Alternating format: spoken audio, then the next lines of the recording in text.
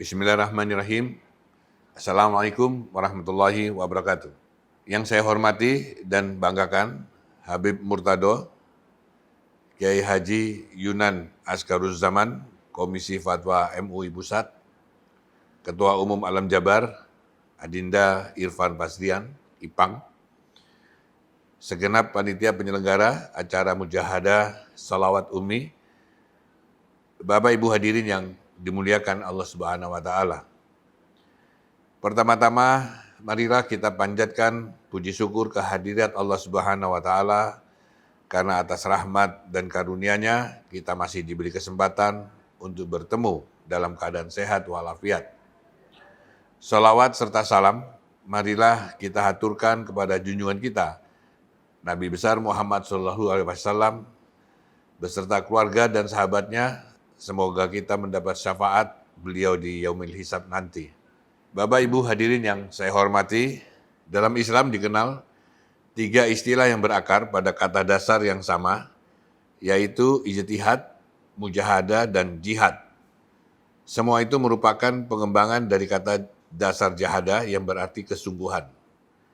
Jika ijtihad merupakan kesungguhan pada aspek pemikiran, dan jihad merupakan kesungguhan pada aspek fisik, dan mujahadah merupakan kesungguhan pada aspek ruhani.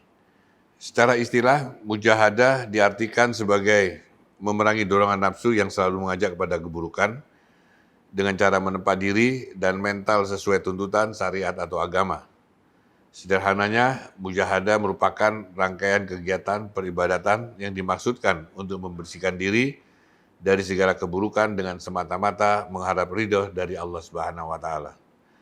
Sebab memang sejatinya kita hidup dan menjalani hidup di dunia ini semata untuk menyembah Allah Subhanahu wa Ta'ala dan berharap ridho dari Allah Subhanahu wa Ta'ala.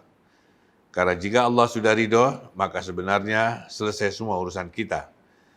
Semua jalan pasti akan terbuka, pertolongan Allah selalu di depan mata, dan kita pun akan ridho dengan semua kehendak dan takdir yang telah ditetapkan untuk kita.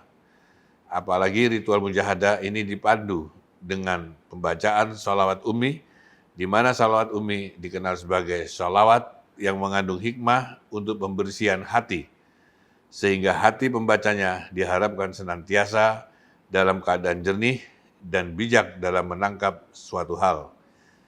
Bapak Ibu hadirin yang saya hormati, mengasah mata hati atau mata batin memang sangat perlu di era seperti saat ini, di mana dinamika sosial mengalami gejolak yang cukup tinggi akibat badai pandemi COVID-19 yang berdampak pada semua aspek kehidupan, terutama aspek sosial dan ekonomi masyarakat.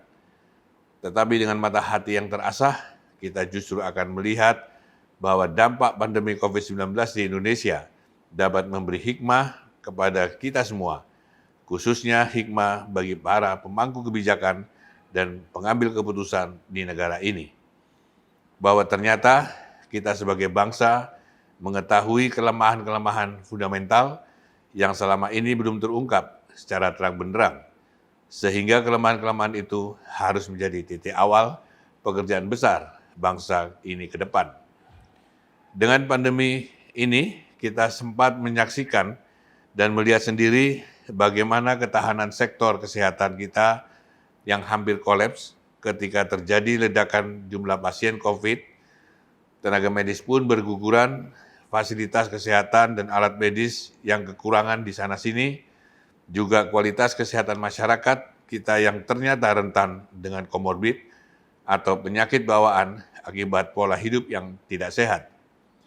Kita jadi mengetahui dengan terang benderang bahwa industri alat-alat kesehatan kita ternyata didominasi produk impor. Sementara beberapa anak bangsa yang mencoba memproduksi sejumlah alat pendukung medis di tengah pandemi belum mendapat kepercayaan dari kita sendiri. Mulai dari produk ventilator sampai vaksin merah putih dan vaksin Nusantara. Pandemi juga memberikan hikmah kepada kita di sektor pendidikan yang selama ini tidak terbuka secara terang benderang, yaitu kualitas pembelajaran kita ketika dihadapkan kepada pola baru, belajar dari jarak jauh atau online, termasuk kesiapan dukungan sarana dan dukungan infrastruktur, telekomunikasi di desa dan pelosok negeri. Pandemi juga memberi hikmah kepada kita tentang ketahanan sektor sosial bangsa ini, terutama bagaimana negara hadir menjangkau masyarakat yang membutuhkan bantuan sosial, sementara masih banyak data yang salah dan tidak tepat sasaran. Pandemi juga memberi hikmah sekaligus pekerjaan besar kepada kita untuk memikirkan ulang bagaimana ketahanan ekonomi bangsa ini di sektor industri manufaktur dalam negeri, mulai dari skala UKM hingga menengah dan besar. Banyak pekerjaan rumah yang akhirnya terungkap dari pandemi COVID-19 yang menyimpulkan bahwa ada kelemahan-kelemahan fundamental di negara ini yang harus kita segera benahi. Dan pembenahan itu tidak dapat dilakukan secara parsial atau sebagian demi sebagian, tetapi harus menyeluruh dan menyentuh akar persoalannya. Dan akar persoalan yang terjadi di Republik ini adalah belum terwujudnya keadilan sosial bagi seluruh rakyat Indonesia. Itulah mengapa Dewan Perwakilan Daerah Republik Indonesia mengajak semua elemen masyarakat untuk mendukung upaya amandemen konstitusi dengan menekankan kepada satu semangat, yaitu amandemen konstitusi sebagai momentum untuk melakukan koreksi atas arah perjalanan bangsa ini. Karena perbaikan atas persoalan-persoalan fundamental bangsa ini, mulai dari penyempurnaan sistem ketatanegaraan, penguatan lembaga perwakilan, dan peluang bagi putra-putri terbaik bangsa untuk menjadi pemimpin nasional hingga arah kebijakan perekonomian nasional kita, hanya dapat dilakukan melalui penyempurnaan konstitusi, dan itu harus ditempuh melalui amandemen konstitusi. Dan kami di DPD RI komit dan bersepakat bahwa amandemen harus menjadi momentum untuk perbaikan bangsa ini. Sehingga cita-cita luhur para pendiri bangsa, termasuk cita-cita luhur para ulama pejuang di masa sebelum kemerdekaan, dapat kita wujudkan. Semoga mujahadah dan salawat Umi ini memberi dorongan energi langit kepada kita semua sehingga kita mampu meneguhkan sikap untuk memperjuangkan kebenaran demi kebaikan bangsa dan negara yang kita cintai ini. Wallahu muwafiq illa aqwamit thoriq. Wassalamualaikum warahmatullahi wabarakatuh.